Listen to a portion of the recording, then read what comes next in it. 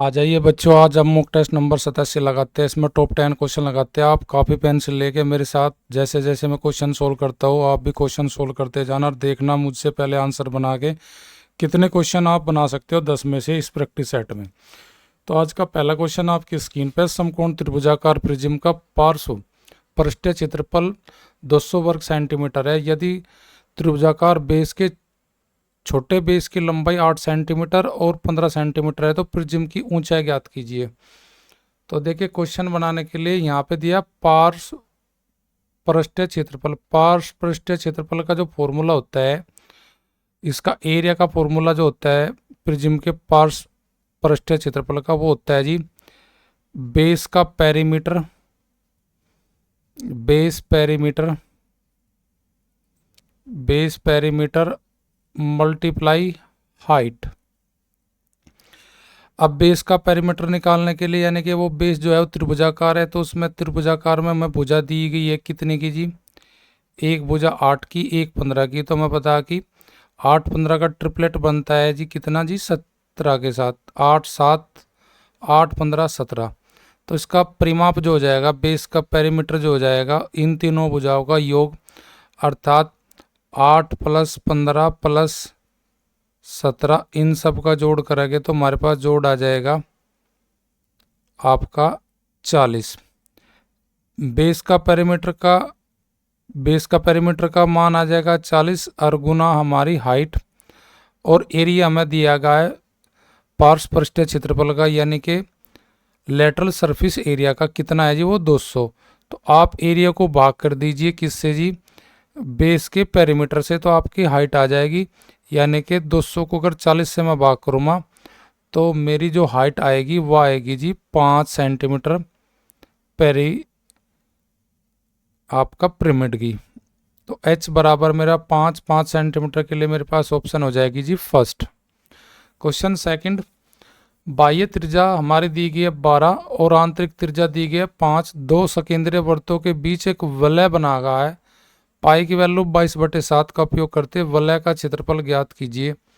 देखो जी, वलय का क्षेत्रफल यानी कि वलय का मीन्स होता है हमारा, ये दो सर्किल है हमारे पास, उनका एक ही केंद्र है, एक ही केंद्र है, यानी कि इस पे से एक की आर तो है जी 5 की और बार वाले की आर है मेरे पास 12 की जी। यानी कि कैपिटल आर की वैल्यू मेरे पास 12 है और स्मॉल आर की वैल्यू मेरे पास है जी 5। अब मुझे वलय का क्षेत्रफल निकालना है, यानी कि इसका क्षेत्रफल निकालना है। वलय यानी कि ये जो बीच का हमारा हिस्सा है। तो वलय का क्षेत्रफल निकालने के लिए हमारा फॉर्मूला क्या होता है, वो होता है जी पाई कैपिटल आर का स्क्वायर माइनस स्मॉल आर का स्क्वायर। इस फॉर्मूले को रख के हम वलय का क्षेत्रफल निकाल लेते हैं। तो यहाँ से बनाएंगे हम क्या, ए का स्क्वायर माइनस बी का स्क्वायर का फॉर्मूला क्या होता है, एक बार आर को जोड़ दीजिए और एक बार आर को घटा दीजिए, फिर उनमें मल्टीप्लाई कर दीजिए। Capital R plus R, capital R minus R, और मल्टीप्लाई किसकी करेंगे जी, पाई की। पाई की वैल्यू मुझे रखनी कितनी जी, 22/7। तो 22/7 की वैल्यू रख के मैं R capital R small R को जोड़ूंगा तो हो जाएगा मेरे पास 12 और 5 17, अंतरलुमा 12 और 5 का ये हो जाएगा मेरे पास 7।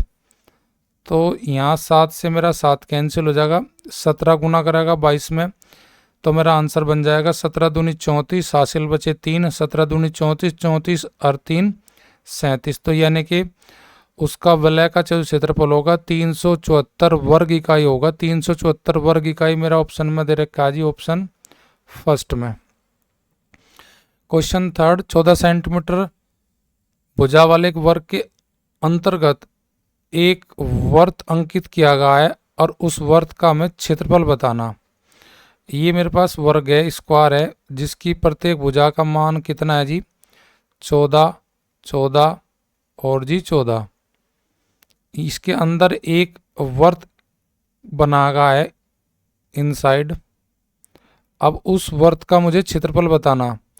तो वर्त का जो क्षेत्रफल बताना, तो मुझे वर्त का जो होगा यहाँ पे मेरी व्यास, वो व्यास बराबर होगा जी जो मेरे वर्ग का भुजा का मान है, यानी कि मेरा जो डी का वैल्यू होगी वर्त की डायगोनल का जो मान होगा वो मेरी वर्ग की जो भुजा का मान है उसके इक्वल होगा, यानी कि वर्ग की भुजा मेरे पास कितनी है जी 14 सेंटीमीटर, यानी कि डी का मान 14।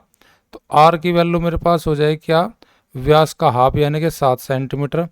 और मुझे निकालना वर्त का क्षेत्रफल, और वर्त का क्षेत्रफल का फॉर्मूला होता है पाई आर स्क्वायर। तो यहाँ पे मैं 22/7 पाई की वैल्यू रखने के बाद आर का स्क्वायर कर लूँगा। आर का मतलब 7 गुना 7, 7 से 7 कैंसिल, 7 के गुना करेंगे 22 में, 7 दूनी 14, 7 दूनी 14 और 1 15। तो मेरा आंसर हो जाएगा 154 वर्ग सेंटीमीटर। 154 वर्ग सेंटीमीटर के लिए मेरे पास ऑप्शन है जी फर्स्ट। क्वेश्चन नंबर 4, एक त्रिभुज का अनुमानित क्षेत्रफल ज्ञात कीजिए जो 4, 7, 9 के अनुपात में, और परिमाप उसका दिया है आपका 160 सेंटीमीटर। तो देखिए पहले इसका हम क्या करेंगे, अनुपात का योग करेंगे। 4, 7, 11, 11 और 9 20 यूनिट में उसका अनुपात का योग होगा। अनुपात के योग से भाग करेंगे आपके परिमाप को। परिमाप का 160 को जब 8 20 से भाग करेंगे तो आ जाएगा 8। तो उसकी भुजा हो जाएगी 8 की गुना करेंगे 4 में, तो 8 चौक 32, एक भुजा 32 की हो जाएगी। दूसरी भुजा हो जाएगी 8 गुना 7, 8 सती 56। और तीसरी भुजा हो जाएगी मेरे पास 8 गुना 9, 8 गुना 9 यानी कि 9 72। अब मेरे पास तीनों भुजा का मान अलग अलग है, ना इनमें ट्रिपलेट बनता, तो मैं क्या करूँगा, विषम बाहु त्रिभुज का फॉर्मूला लगा के इसका क्षेत्रफल निकाल लूँगा। 6 2 8, 8 2 10, हासिल लग गए 1, 5 3 8, 8 7 15, 15 और 1 16। तो एस का मान निकालने के लिए परिमाप का आधा यानी कि सेमी परिमाप, सेमी परिमीटर हो जाएगा मेरे पास 80, एस का मान 80।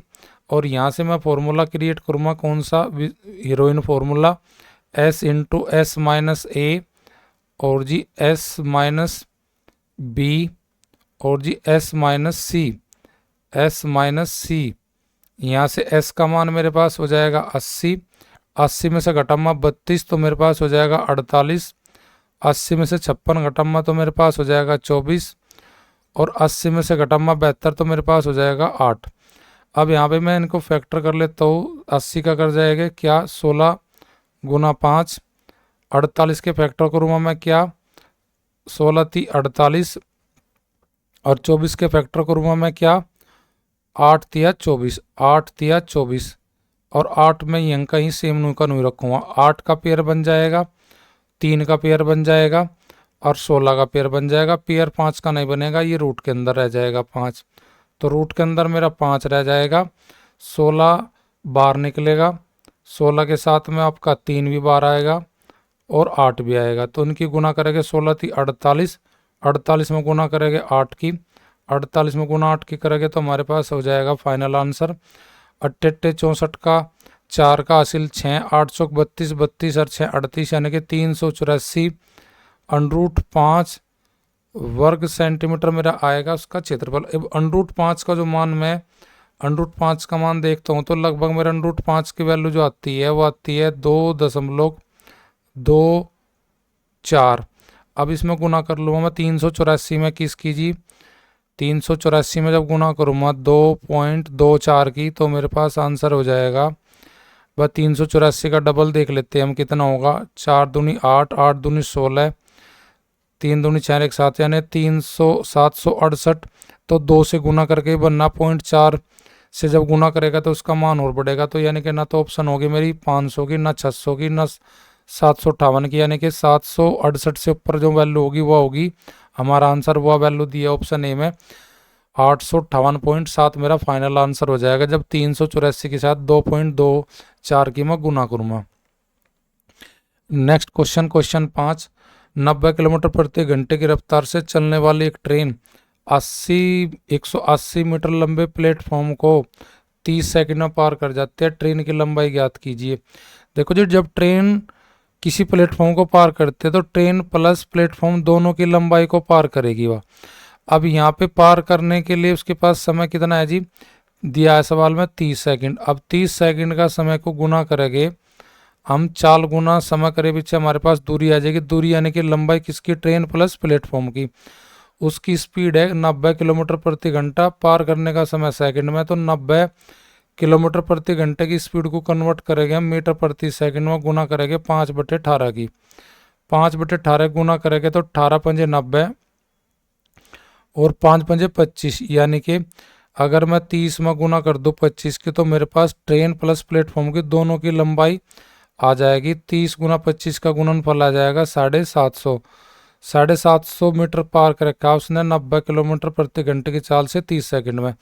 उसमें से ट्रेन ने जो पार कर रखा प्लेटफॉर्म को 180 को तो 750 में से अगर मैं प्लेटफॉर्म की लंबाई घटा लेता हूँ तो जो बाकी लंबाई बचेगी वो बचेगी मेरी ट्रेन की।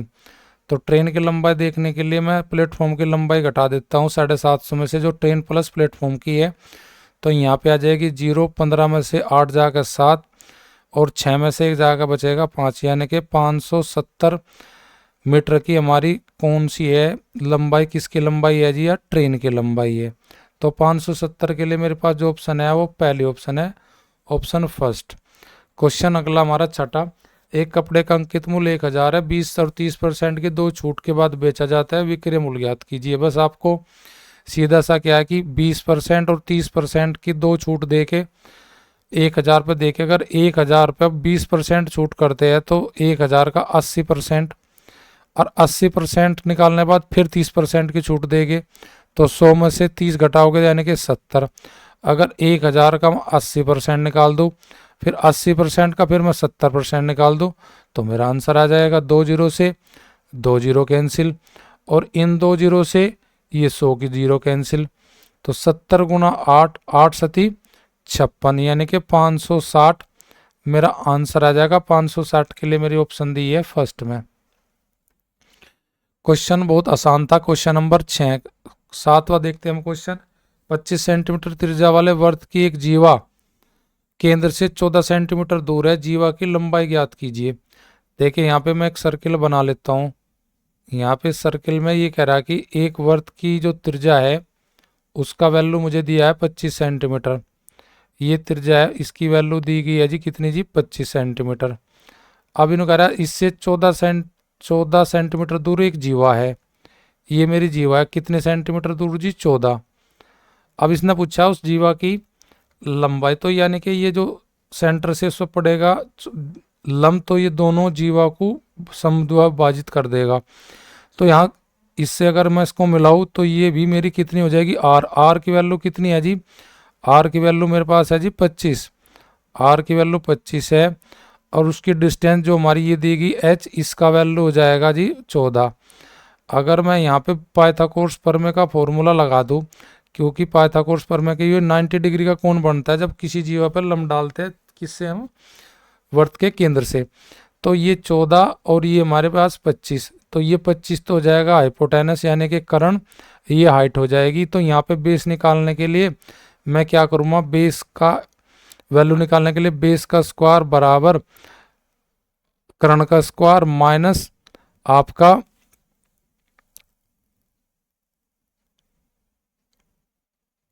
कर्ण का स्क्वायर माइनस आपका एल्टीट्यूड का स्क्वायर। तो यहाँ पे हो जाएगा हाइपोटेनस यानी कि मेरी 25 है, 25 का स्क्वायर माइनस 14 का स्क्वायर। तो 25 का तो स्क्वायर हो जाएगा मेरे पास कितना, 625। 14 का स्क्वायर हो जाएगा मेरे पास कितना जी, 196। इनका दोनों का अंतर लूँगा तो मेरे पास अंतर आ जाएगा 15 में से 6 जाके बचेंगे 9। यहाँ पे रह गए मेरे पास 1 यानी कि 11, 11 में से 9 जाकर बचेगा 2 और यहाँ 5 में से 1 जाकर बचेगा 4, यानी कि 429 मेरा बेस का स्क्वायर हो जाएगा। 429 यानी कि 429 में मैं स्क्वायर टिकूँगा तो ये किसके बीच में है जी, 20 का स्क्वायर 400 होता है, 21 का स्क्वायर 441 होता है। तो यानी कि लगभग ये मैं कह सकता हूँ कि भाई लगभग में इसका मान जो आएगा 20.5 के आसपास आएगा बेस का, यानी कि ये आधा जो मान होगा वो होगा 20.5 के। तो अगर मैं पूरी जीवा की लंबाई निकालना चाह रहा तो 20.5 आधी जीवा का वैल्यू है, तो उसमें अगर 2 की गुना कर दूँ तो मेरी पूरी जीवा की वैल्यू आ जाएगी, जीवा की वैल्यू आ जाएगी 20.5 का डबल हो जाएगा जी आपका 41। और 41 की मेरे पास ऑप्शन दी है, ऑप्शन फर्स्ट। तो यहाँ पे 29.5 को लगभग हम 20 पॉइंट समथिंग मानेंगे, अगर 20 पॉइंट समथिंग का डबल जो होगा वो 41 के आसपास होगा हमारा। नेक्स्ट क्वेश्चन हमारा 8वां। एक आदमी 100 रुपये में 7 पेन 7 पेन लेता है जी, चलो जी 7 पेन, और जी 5 पेंसिल लेता है, 5 पेंसिल ले लेता है जी, चलो जी पेंसिल ले लेते हैं 5। उसके बाद कहता है एक पेंसिल की कीमत एक पेन से 2 रुपये ज़्यादा है, पेंसिल की कीमत ज़्यादा है और मुझे पेन की कीमत बतानी। तो मैं पेन की कीमत मान लेता हूँ, पेन की कीमत x है, तो पेंसिल की 2 रुपये अधिक हो जाएगी, तो कितनी हो जाएगी जी x+2। अर्थात पेन में गुना करूँगा 7 पेन की कीमत 7x और 5 पेंसिल की कीमत हो जाएगी 5 इंटू x+2, और टोटल जो वैल्यू दे रखी इन सभी की वो दे रखी जी 100 रुपये। तो 5 से कम 5, 5 दूनी 10, यानी कि कॉस्ट का मान हो जाएगा 5x+10, और यहाँ पे हो जाएगा जी आपका 7x। तो यानी कि जुड़ कर 7x और 5x जुड़ कर हो जाएगा 12x, और बराबर ये 10 इधर घटेगा 100 में से, तो 10 घटेगा 100 में से, तो मेरी वैल्यू बचेगी 90। 90 वैल्यू जो बचेगी किसके बराबर बचेगी जी 12x के। और x की वैल्यू निकालने के लिए हम क्या करेंगे, 12 को लेकर भाग करेंगे 90 को, तो 12 सत्ते 84 बच गए 6, 12 पंजे 60, यानी कि x की वैल्यू मेरे पास आ जाएगी 7.5, और x की वैल्यू जो है मेरे पास पेन की, और पेन की वैल्यू निकालनी थी 1 की, तो मेरा आंसर हो जाएगा 7.5, ऑप्शन सेकंड में। क्वेश्चन नंबर 9, समद्विबाहु त्रिभुज का परिमाप 120 सेंटीमीटर, आधार हर बराबर भुजा की लंबाई का 1.5 गुना है, तो आधार की अनुमानित लंबाई बताइए। समद्विबाहु त्रिभुज वो होता है जिसकी दो भुजा समान होती है, यानी कि दो भुजा समान, यानी कि ये हमारी दोनों भुजा समान है, ये उसका बेस है। अगर मैं समान भुजा की वैल्यू लगाता हूँ x, तो बेस हो जाए उसका x का 3/2 गुना, यानी कि 3/2 गुना, यानी कि 3x/2। अब अगर तीनों का मैं जोड़ करूँ x 2 और 3/2 यानी कि 1.5, तो x प्लस x और प्लस 3x/2, यानी कि 1.5 और 2 हो जाएगा 3.5, यानी कि 2x के गुना करेंगे 2 में 4, 4 और 3 हो जाएगा 7x/2। 7x/2 बराबर किसके जी, उसकी परिमाप के, परिमाप 120 मीटर दिया। x की वैल्यू निकालने के लिए 120 में गुना करा दीजिए 2 की, 240/7, 7 तबाह कीजिए। अब मुझे बताना उसकी आधार की अनुमानित लंबाई, आधार है उसका कितना जी 3x, x की वैल्यू आएगी 240/7, और 3 में गुना कर दूँ मैं, 3 गुना 240/7 गुना 3/2 की गुना करने बाद मेरा आ जाएगा किसका, बेस का मान। तो ये हो जाएगा मेरे पास 120, और 120 की 3 में गुना करूँगा 360, और 360 को भाग करूँगा 7 है, तो मेरा अनुमानित लंबाई आ जाएगी 5 सत्ते 35, बचेगा मेरे पास 1, 7 कम 7, यानी 51 पॉइंट समथिंग मेरा जो आंसर होगा वो ऑप्शन फर्स्ट में हो जाएगा। 51 पॉइंट मेरा आंसर हो जाएगा 4-3, ये मेरा फाइनल आंसर है। क्वेश्चन नंबर 10, ए किसी काम को 6 दिन में, बी 9 दिन में, सी उसी कार्य को 18 दिन में करता है, तीनों मिलकर कितने में करेंगे। तो ए तो करता है उस कार्य को 6 दिन में, बी करता है जी आपका 9 दिन में, और जी सी करता है 18 दिन में। इन तीनों का एलसीएम 9, 6, 18 का हमारा आ जाएगा कितना जी, 9 और 6 का 18, और 18 का एलसीएम 18 आ जाएगा, यानी कि 18 यूनिट टोटल वर्क है। जो 6 दिन में करता है 18 यूनिट काम, वो एक दिन में क्या यूनिट काम करेगा जी 3। जो 9 दिन में 18 यूनिट काम करता है, एक दिन में क्या यूनिट काम करेगा जी 2। जो 18 दिन में 18 यूनिट बनाता है, तो एक दिन में क्या यूनिट बनाएगा 1। तो इन सब का जोड़ 3, 2, 5 और 1, 6, तीनों मिलकर एक दिन में क्या यूनिट काम करेंगे जी 6 यूनिट काम करेंगे। टोटल हमारे पास क्या यूनिट काम है 18। तो अगर मैं 18 को 6 से भाग कर दूँ, तो तीनों के द्वारा वो कार्य कितने दिन में समाप्त होगा, तीनों के द्वारा इकट्ठा कर काम किया जाए तो वो 3 दिन में होगा। 3 दिन के लिए मेरे पास ऑप्शन कौन सी है जी, पहली है।